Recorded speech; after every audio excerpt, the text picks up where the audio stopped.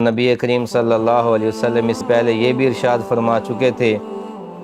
کہ اے لوگو، شاید اس کے بعد اس طرح سے ہم اکٹھے نہ ہو سکیں، تم مجھے نہ دیکھ سکو اور میں تمہیں نہ دیکھ سکوں۔ تو دو چیزیں تمہارے درمیان چھوڑ کے جا رہا ہوں، ان کو اگر مضبوطی سے پکڑ لوگے تو کوئی چیز تمہیں گمراہ نہیں کر سکے گی۔ کتاب اللہ و عطرتی اہل بیتی، ایک اللہ کی کتاب قرآن مجید اور دوسرے میرے اہل البیت ہیں۔ میرے نبی کہ تم نے نواسوں کو نہیں مارا، ان کو نہیں شہید کیا، اس پہلو کو تم نے تیروں سے چھلنی کیا ہے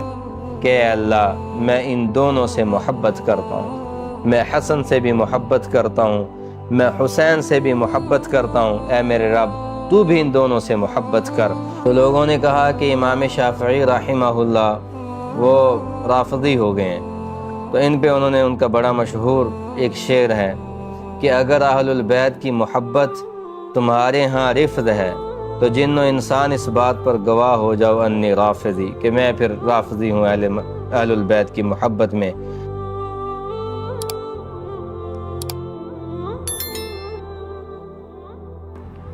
الحمدللہ والصلاة والسلام علی رسول اللہ وعلی آلہ وصحابہ واہل بیتہ اجمعین۔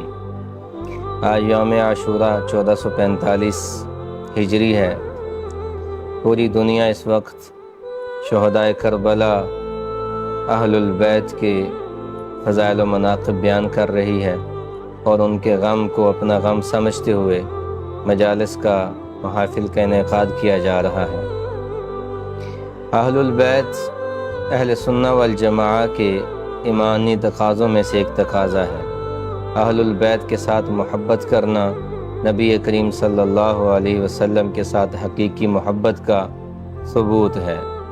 حضرت جابر بن عبداللہ رضی اللہ تعالیٰ عنہ سے روایت ہے، جامع ترمذی میں امام ترمذی نے اس کو روایت کیا اور اس کی حدیث، اس کی سند پہ بتایا کہ ھذا حدیث حسن۔ جابر بن عبداللہ رضی اللہ تعالیٰ عنہ فرماتے ہیں، رأیت رسول اللہ صلی اللہ علیہ وسلم فی حجتی یوم عرفہ، کہ نبی کریم صلی اللہ علیہ وسلم کو میں نے حجۃ الوداع کے موقع پر یوم عرفہ میں دیکھا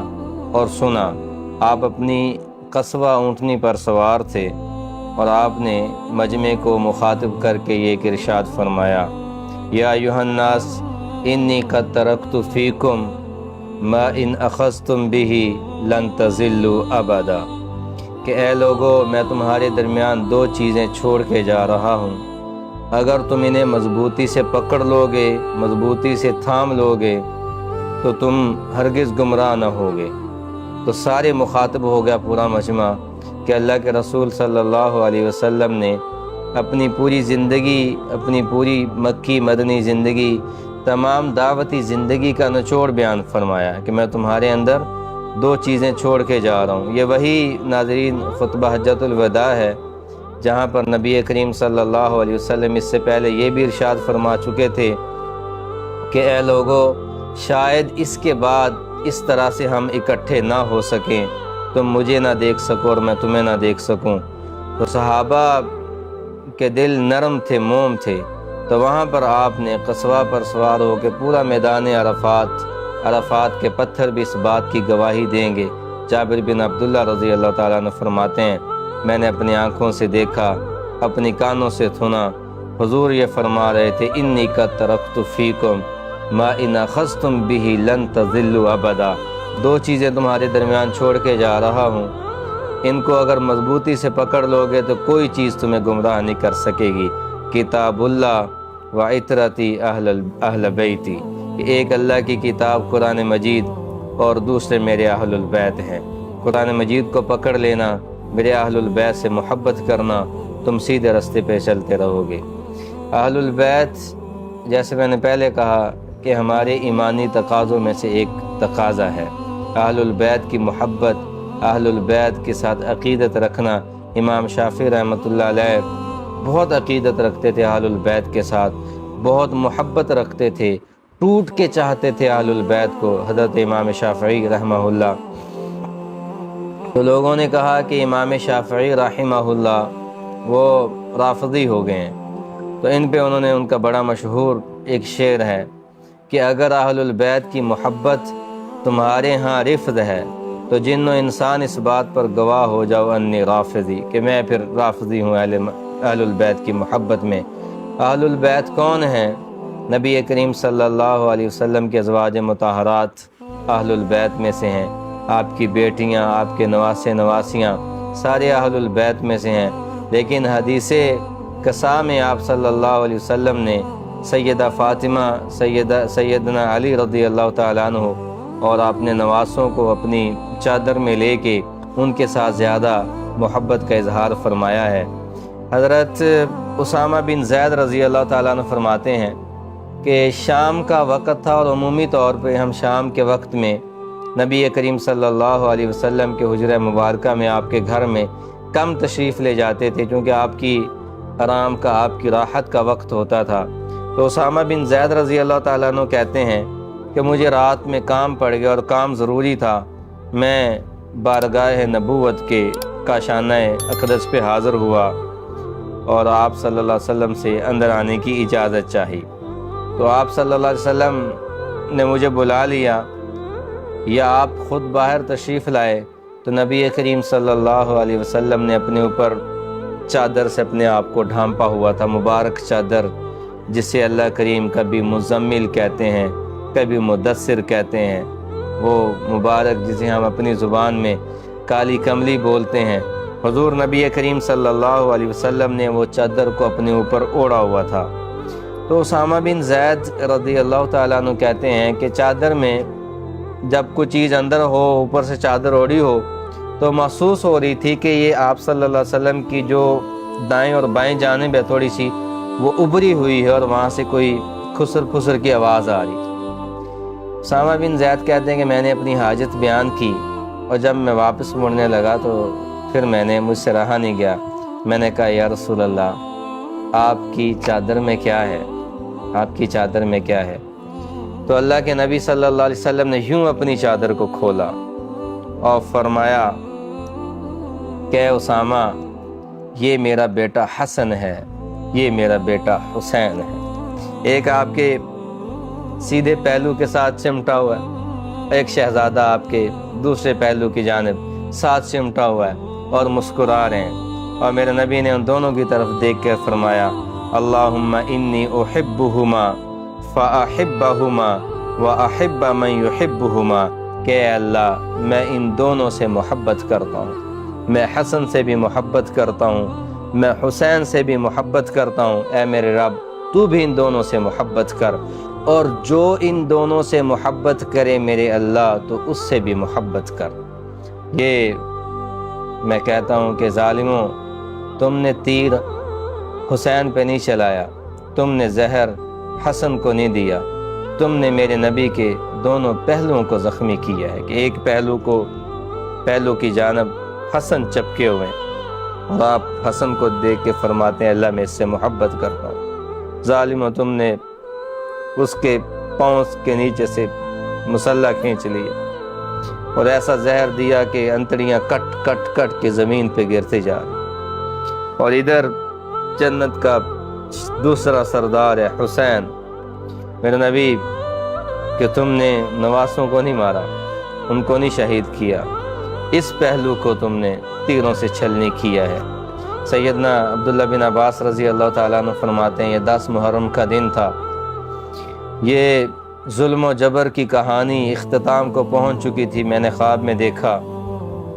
میرے نبی بکھرے بالوں کے ساتھ تشریف لائیں، آپ کے ہاتھ میں ایک بوتل ہے، اس میں خون ہے۔ تو میں پوچھتا ہوں یا رسول اللہ کیا ہوا ہے؟ تو آپ رو کے فرماتے ہیں کہ ابن عباس یہ حسین اور اس کے ساتھیوں کا خون ہے، میں کل قیامت کو ان کا مدعی بن کر اللہ کے سامنے آؤں۔ میرے نبی فرمایا کرتے تھے میری آنکھوں کی ٹھنڈک ہیں حسن اور حسین، میرے باغ کے 2 پھول ہیں حسن اور حسین، میرے پھول کی خوشبو ہیں حسن اور حسین، الحسن والحسین سیدہ شباب اہل الجنہ، جن کو جنت کا سردار مقرر کیا، جن کے کبھی ماتھے پہ بوسے دیتے تھے، کبھی ہونٹوں کو چومتے تھے۔ میرے نبی مسجد نبوی میں خطبہ ارشاد فرما رہے ہیں اور دونوں شہزادے وہ مسجد میں داخل ہو رہے ہیں۔ وہ بچہ جب چھوٹا ہوتا ہے، چلتا ہے، تیز چلتا ہے تو کبھی گر نہ جائے، وہ لڑکھڑاتا ہے۔ ہمارے ہاں آپ نے دیکھا ہوگا ایسے بچے جب بھاگتے ہیں تو والدین پریشان ہو جاتے ہیں، کہیں گر نہ جانا۔ تو یہ جنت کے شہزادے اور انہوں نے سرخ لباس پہنا ہوا، سرخ قمیض پہنی ہوئی۔ تم نے ان کے سفید لباس کو خون سے سرخ کر دیا۔ سیدہ زینب جب دیکھا کہ بھائی کا لاشا تڑپ چکا ہے اور پانی چھوڑا جا چکا ہے اور سر نیزے پہ چڑھ چکا ہے، تو انہوں نے بھی یہ سرخ لباس کے ساتھ تشبیہ دی تھی، وا محمدا وا محمدا بناتک صبایا وذریتک مقتلا ھذا حسین بالعراء مزمل الدماء مقطع العداء وا محمدا۔ اے میرے نبی محمد مصطفیٰ، آج آپ کا وہ شہزادہ جو کبھی مسجد نبوی میں سرخ جوڑا پہن کے آیا تھا اور وہ لڑکھڑایا تھا تو آپ نے ممبر سے اپنا خطبہ چھوڑ دیا تھا، آج وہ کربلا کی مٹی میں اپنے خون سے نہا کے اس نے سرخ جوڑا پہنا ہوا ہے۔ اے رسول اللہ، اے میرا نبی محمد مصطفیٰ، آپ پہ کروڑوں رحمتیں ہوں، فرشتے بھی آپ کو سلام پیش کریں۔ یہ آپ کا شہزادہ، آپ کا نواسہ، آپ کی بیٹی فاطمہ جس کو آپ نے کہا میرے جگر کا ٹکڑا ہے، اس کی آل اولاد، اس کا لخت جگر، آپ کے باغ کا پھول، آپ کے پھول کی خوشبو یا رسول اللہ، آج وہ کربلا کی مٹی میں وہ سرخ ہوا پڑا ہے۔ یہ سیدہ زینب کے اشعار تھے۔ تو کہا یا رسول اللہ، آج تو آپ کے شہزادے کو کوئی لباس دینے والا بھی کوئی نہیں، آج اس نے اپنے ہی خون سے غسل کیا ہے، اپنے ہی بوٹیوں کا کفن بنایا ہوا ہے، اور آج وہ بے گور و کفن اس کی لاش پڑی ہے اور سر نیزے پہ چڑھ چکا ہے۔ یا رسول اللہ، آج آپ کا شہزادہ آپ کے پاس آ رہا ہے۔ تو اللہ کے نبی مسجد نبوی میں تھے، سیدنا حسین اور سیدنا حسن رضوان اللہ تعالی علیہ مجمعین یہ آ رہے، آپ خطبہ ارشاد فرما رہے، ممبر اونچا تھا جیسے، تو جب شہزادے آ رہے تھے لڑکھڑا رہے تھے تو کہیں گر نہ جائیں، سرخ جوڑا پہنا ہوا راوی کہتے ہیں، اور یوں لگ رہا تھا جیسے مہکتا ہوا پھول چلا آ رہا ہے۔ تو حضور صلی اللہ علیہ وسلم نے جب دیکھا کہ میرے نواسے شہزادے آ رہے ہیں اور وہ یوں چل رہے ہیں کہ کہیں گر نہ جائیں، تو آپ نے خطبہ روک کے، بیان کو روک کے ممبر سے نیچے اترے اور آپ نے ان دونوں کو اپنے سامنے بٹھایا اور پھر خطبہ شروع کیا، اور ساتھ یہ ارشاد فرمایا کہ اللہ تعالیٰ نے قرآن مجید میں فرمایا انما اموالکم و اولادکم فتنہ، کہ تمہاری مال اور اولاد تمہاری آزمائش ہیں۔ میرے صحابہ، یہ میرے شہزادے آ رہے تھے اور میں نے دیکھا کہ یہ لڑکھڑا رہے تھے کہیں گر نہ جائیں، تو میں نے اپنے ممبر سے بات کو روک کے، خطبے کو روک کے ان کو پکڑ کے اپنے سامنے بٹھایا ہے۔ میرے محترم سامعین، یہ وہ ہستیاں ہیں جو اللہ کے نبی کے سینے پہ کھیلیں، جنہوں نے پیغمبر رحمت کے لبوں کو چوما، آپ کے ہاتھوں میں ہاتھ دیے، جو آپ کے ساتھ مدینہ کی گلیوں میں کھیلتے رہے۔ کبھی آپ ان کے لیے سواری بنتے ہیں، کبھی وہ آپ کو اپنی سواری بناتے ہیں، کبھی آپ ان کے آگے دوڑتے ہیں کہ مجھے پکڑو، کبھی وہ آپ کے آگے دوڑتے ہیں، آپ پکڑ رہے ہیں۔ یہ سارے لاڑ، یہ ساری محبت، یہ 10 محرم ہمیں یاد دلاتا ہے ان ہستیوں کی قربانیوں کو، کہ وہ خون کا آخری قطرہ بھی اپنے نانا کے دین کے لیے، اقامت دین کے لیے، ظلم و جبر کے خلاف اور حق کے ساتھ کھڑے ہو کر، یہ اسوہ حسینی ہے، جس کو علامہ اقبال نے یہ کہا تھا، قتل حسین اصل میں مرگ یزید ہے، اسلام زندہ ہوتا ہے ہر کربلا کے بعد۔ اللہ تعالیٰ ہم سب کو اہل البیت کے ساتھ سچی محبت، سچی عقیدت عطا فرمائے۔ میں ان ہستیوں پہ کروڑوں سلام پیش کرتا ہوں۔